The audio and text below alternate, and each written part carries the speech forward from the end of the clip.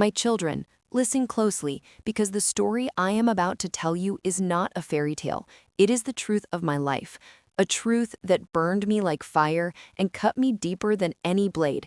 And sometimes I wonder if it was fate or my own blindness that allowed the biggest betrayal to come not from an enemy, not from a stranger, but from the one I loved as my own sister. Her name was Sophia, and from the time we were young girls, we walked together. We laughed together. We shared the same roadie and the same dreams.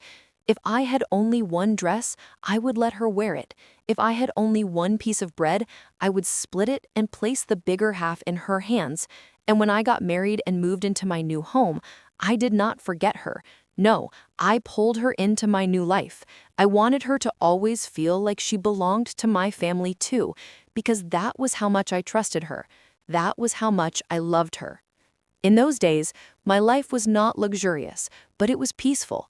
I had a husband who spoke kindly. I had children who smiled at me with innocent eyes.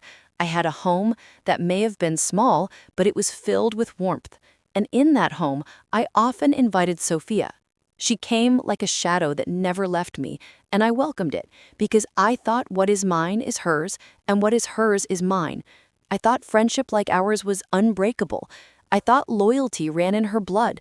And never once did I imagine that in her heart was a hunger for things that did not belong to her, a hunger for a life she had not earned.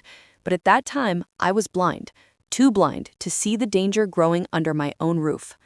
Sophia would sit in my living room and her eyes would wander. She would touch the curtains. She would smile at the jewelry my husband bought me. She would watch him with eyes that lingered too long, but I thought nothing of it. I thought she was simply admiring. And when my husband laughed at her jokes or praised her cooking, I smiled, because in my foolish innocence, I believed that when your friend is happy in your home, it is a blessing. I never imagined that every compliment, every glance, every laugh was a thread being woven into a net that would one day strangle me. There were nights when my husband came home later than usual, and when I asked him where he had been, he would say with a casual smile, "I met Sophia in the market. She needed help carrying her things." And I trusted him, because why would I not? He was my husband, the father of my children, and she was my dearest friend, my sister in everything but blood. I did not see how her greed was slowly crawling like poison into his heart. I did not see how her charm was turning into a weapon. I did not see how my own generosity was feeding the snake that would bite me. But even before the storm arrived, there were small signs, whispers in the air, neighbors who hinted to me, "Jessica, be careful, that friend of yours comes too often. That friend of yours looks at your husband in ways she should not." But I silenced them with anger. "How dare you speak about her like that?" I said. "She is my Sophia. She would never betray me. She would never destroy me. She would never steal from me what is mine." And in my pride, I defended her more fiercely than I defended myself, because I believed loyalty should never be doubted. But oh, my children, how cruel the truth turned out to be, and how deeply I regretted ignoring those warnings. At that time, I still thought my life was whole. I still thought love and friendship were my treasures. I still thought I was safe. But I was living in a dream woven of trust, and that dream was about to shatter into pieces sharper than glass. And when it did, I would bleed for years to come, because betrayal from a stranger wounds your body, but betrayal from a friend wounds your soul, and my soul was about to be torn apart. My children, they say greed is like fire. It never fills. It only burns brighter with every taste. And I did not know then that Sophia's heart had already caught fire. Her eyes that once looked at me with friendship now looked at me with hunger. Hunger not for love, not for loyalty, but for the life I had built with my own hands. I thought I was sharing my happiness with her, but she wanted not the share. She wanted it all. She wanted my home, my husband, my family, and she was ready to poison everything to get it. At first, it was little things. She would sigh and say, "Jessica, you are so lucky. Your husband buys you jewelry. My own life is empty. Look at you. Your children adore you. Your house is filled with laughter." And I would smile and say, "Sophia, what is mine is yours. Come and eat with us, sit with us, share in our joy." Because I believed friendship was about lifting each other. But each time she spoke, I noticed a shadow in her smile, a bitterness in her tone. And though I felt uneasy, I brushed it away, thinking, "She is my friend. She only wishes for what I have. She does not want to take it." But oh, how wrong I was. She began to linger around my husband more often, asking him for advice on small matters, telling him her sorrows, crying in front of him so that he would comfort her. And my foolish husband, blinded by her charm, began to fall into her trap. He started to look at her with pity, then with admiration, and slowly, without me realizing, his heart began to slip from my hands into hers. But still I trusted. Still I thought, how could he betray me with the woman I call sister? How could she betray me after all I have given her? But betrayal does not ask permission. It creeps like poison into the veins, until one day it controls everything. Sophia's words turned sharper over time. She would whisper to my husband when she thought I was not listening. She would say, "Jessica does not appreciate you. She does not see how hard you work. You deserve more. You deserve better." And my husband, instead of silencing her, instead of defending me, began to believe her lies. He began to compare. He began to find faults in me that were not there. And each time he looked at me, I could feel the distance growing, a wall rising between us brick by brick, and it was Sophia's hands laying those bricks. But she did not stop there. No, greed never stops. She began to spread whispers to my family, too. She told my relatives, "Jessica is careless. Jessica spends too much. Jessica is not faithful. Jessica is not the woman you think she is." And though they did not say it to my face, I could see their eyes changing. I could see the suspicion forming. And still I held on to her. Still I said, "Sophia would never do this to me," because my heart could not accept that the one I had trusted most was the one sharpening the knife for my back. There were nights when my husband would come home late, smelling of perfume that was not mine. And when I asked him, he grew angry. He accused me of doubting him. He shouted that I had become jealous, and he slammed doors that once opened only with laughter. And my children watched, their innocent eyes confused, their little hearts frightened, and my soul trembled, because I could feel my world slipping away from me like sand through open hands. That I still prayed. I still begged God to open my husband's eyes, to protect my friendship, to keep my family whole. But sometimes, my children, God lets the storm come, because only through the storm do we learn who truly stands with us and who was only a shadow.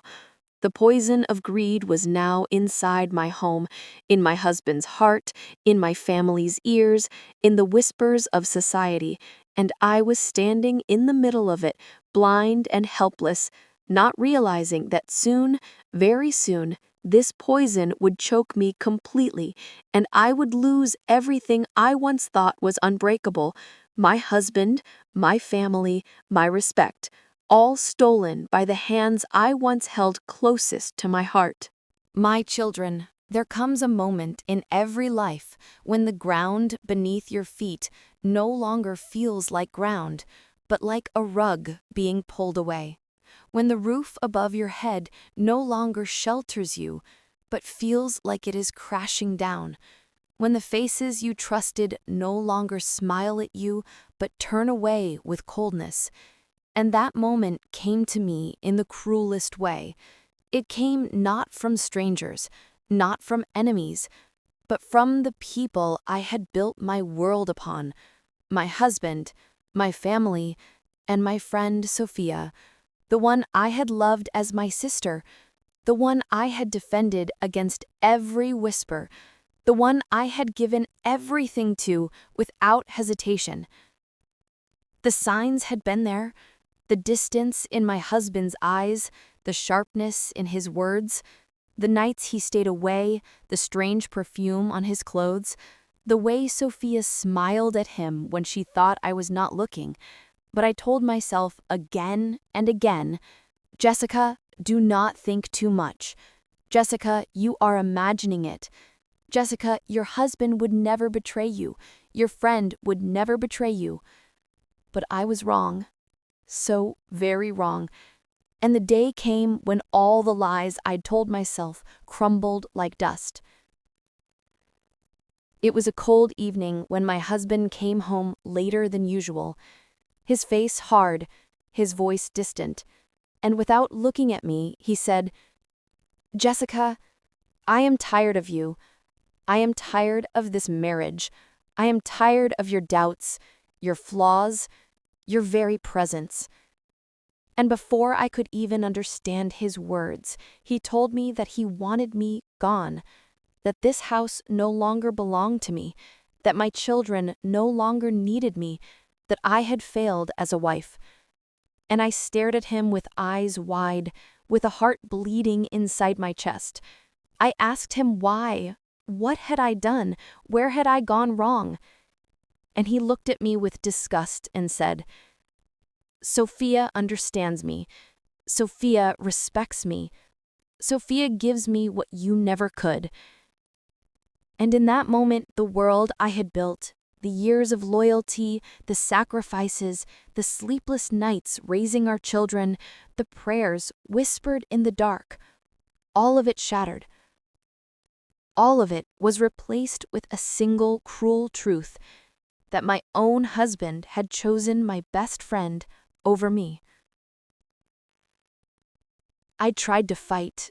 I tried to remind him of our vows, of the times we laughed together, of the children who needed both of us.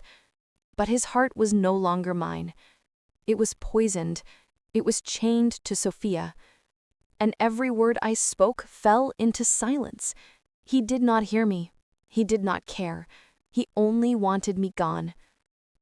And then came the moment I will never forget, the moment that still burns in my memory. He grabbed my arm and dragged me to the door. He opened it wide and pushed me out into the night. And as I stumbled into the darkness, barefoot and trembling, the sky above me empty of stars, I heard the lock turn behind me. I heard the door close, and with it, my world closed too. I stood outside my own house, the house where I had cooked meals, where I had sung lullabies, where I had prayed for my family's safety, now shut out like a beggar, like a criminal, like someone who did not belong. And the cruelest part was not just the cold wind biting at my skin, not just the emptiness of the street, but the sound of my children crying inside, calling for me, their small voices trembling, Mama, Mama. And I could not reach them. I could not hold them.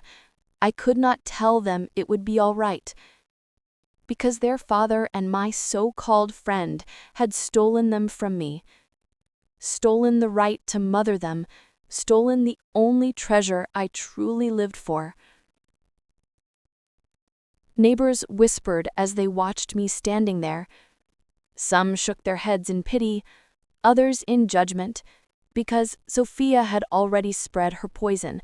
She had told them I was unfaithful, that I was careless, that I did not deserve my husband or my children. And though none of it was true, society believes what it sees, and what they saw was a wife cast out, a mother separated from her children, and they turned their faces away, leaving me alone in my humiliation, in my despair. I wandered through that night like a ghost. My heart shattered, my soul heavy, my body weak, and I asked God, why? Why, after all my sacrifices, after all my loyalty, after all my love, was I left like this? Why was I punished while the greedy one was rewarded? Why was the liar smiling in my house while I cried in the street? But no answer came. Only silence, only darkness, and only the sound of my own sobs echoing in the empty road. My children. That night was the longest of my life, and every second was like a knife cutting deeper. But it was also the night I learned the harshest truth, that greed can destroy families, that betrayal can come from the closest hand, and that sometimes the people you would give your life for are the very ones who push you into the fire. And as I stood there alone, broken, abandoned, I did not know then how I would survive. I did not know how I would rise again, but I knew one thing, that the woman I once called sister had stolen everything. My husband, my family, my respect, and left me with nothing but tears.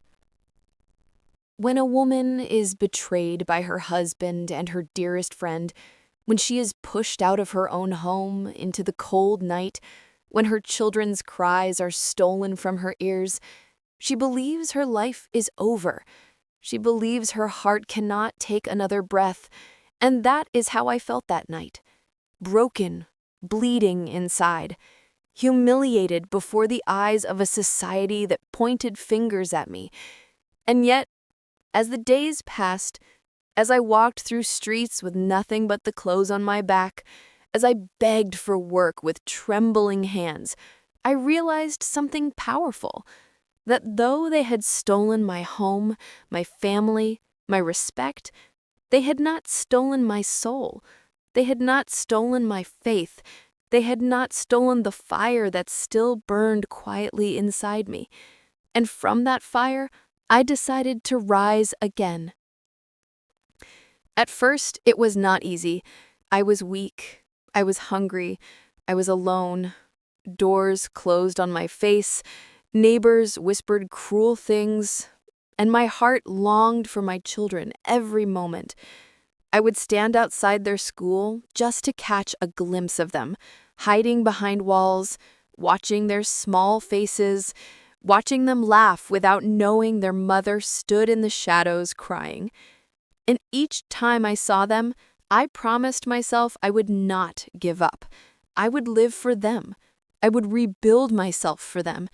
Even if I could not hold them at night, even if I could not kiss them good morning, I would at least show them that their mother did not die when the world tried to bury her. I found small work, scrubbing floors, washing dishes, stitching clothes for strangers. And every coin I earned felt like gold, because it was mine. It was my dignity. It was my survival. And slowly I began to build a life again. Not the life of luxury my friend had stolen, not the life of comfort I once dreamed of, but a life of strength.